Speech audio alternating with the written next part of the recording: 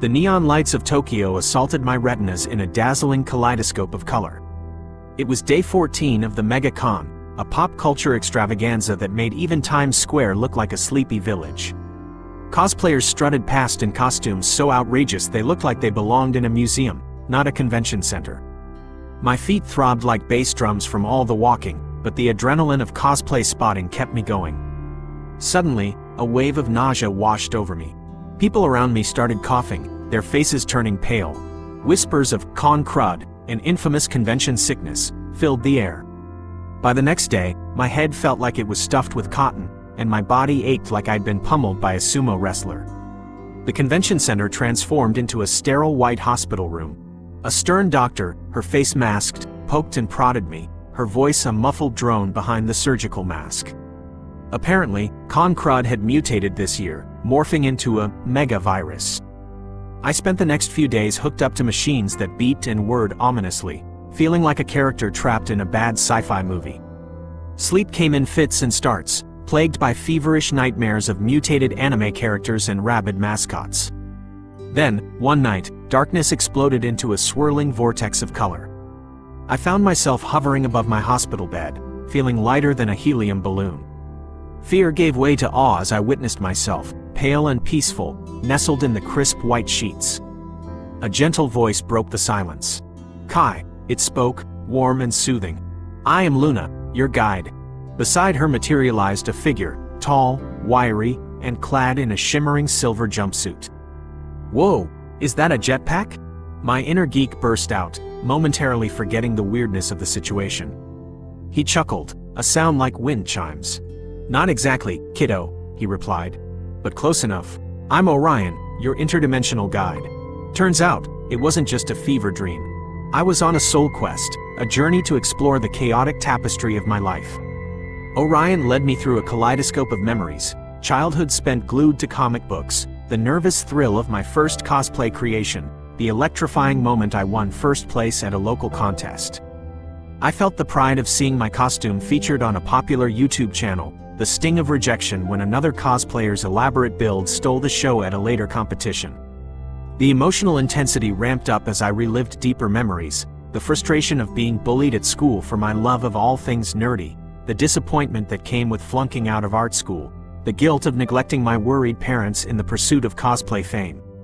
Shame burned in my throat as I re-experienced moments of being selfish and insensitive. Tears welled up in my eyes, blurring the vibrant tapestry of memories.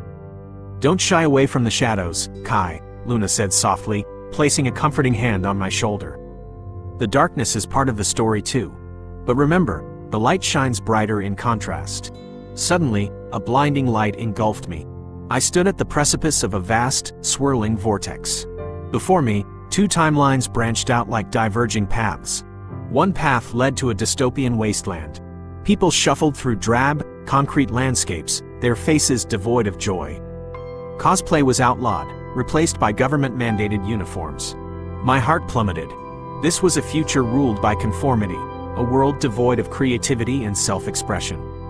The other path led to a vibrant, colorful world. People strolled through parks filled with giant sculptures, buildings adorned with intricate murals. Cosplay parades filled the streets, a dazzling display of creativity and self-expression. My cosplay had evolved, a testament to years of dedication. It was a world where individuality was celebrated, and imagination reigned supreme. "This is the choice before you, Kai," Orion boomed. "One path leads to a world where cosplay is crushed, where creativity dies. The other leads to a future where your passion ignites a spark, a world where self-expression is woven into the very fabric of society." A fierce determination burned in my chest. My journey through my life wasn't perfect, but it fueled my passion. My cosplay journey, with its highs and lows, wasn't just about dressing up. It was about using my creativity to bring joy and inspire others. Luna smiled warmly. "You have the power to be a beacon, Kai. You can use your art to remind people of the beauty of individuality, the joy of embracing who you are." Suddenly, I was back in my hospital bed, the rhythmic beeping of the machines a comforting lullaby. The experience had changed me. Sure, I might still have had a killer headache, but my spirit soared with renewed purpose. Even the bland hospital food tasted a little better. When the doctor finally cleared me to leave, I wasn't just excited to get back to the convention, though the idea of a warm shower was pretty darn appealing too. I was eager to share my story and inspire others. Back in my hotel room, surrounded by half-finished costumes and sketches, I felt a surge of creativity. I pulled out my sketchbook and started drawing, not just another cosplay design, but a vision of the vibrant future I had witnessed. The concept was audacious, a cosplay convention unlike any other. It wouldn't be just about costumes, it would be a celebration of creativity in all its forms. There would be workshops for aspiring artists, talks by industry professionals, and even a space for kids to unleash their inner superheroes through costume design and storytelling. Fueled by fever dream inspiration and newfound purpose, I poured my heart and soul into the project. I contacted every cosplay influencer, artist, and YouTuber I could find. Some laughed me off, others were skeptical, but a spark ignited in their eyes. They saw the potential, the chance to create something truly special. The news spread like wildfire through online forums and social media. Slowly but surely, a movement began to gain momentum. People were hungry for something different, a space to express themselves freely and connect with like-minded individuals. With the help of my newfound online allies, the Cosplay Odyssey was born. We found a disused warehouse on the outskirts of the city, a blank canvas waiting to be transformed. We spent weeks painting murals, building stages, and creating a space that buzzed with creative energy. The day of the Odyssey arrived, and it was more than I could have ever imagined. Thousands of people poured in, a kaleidoscope of colors and characters.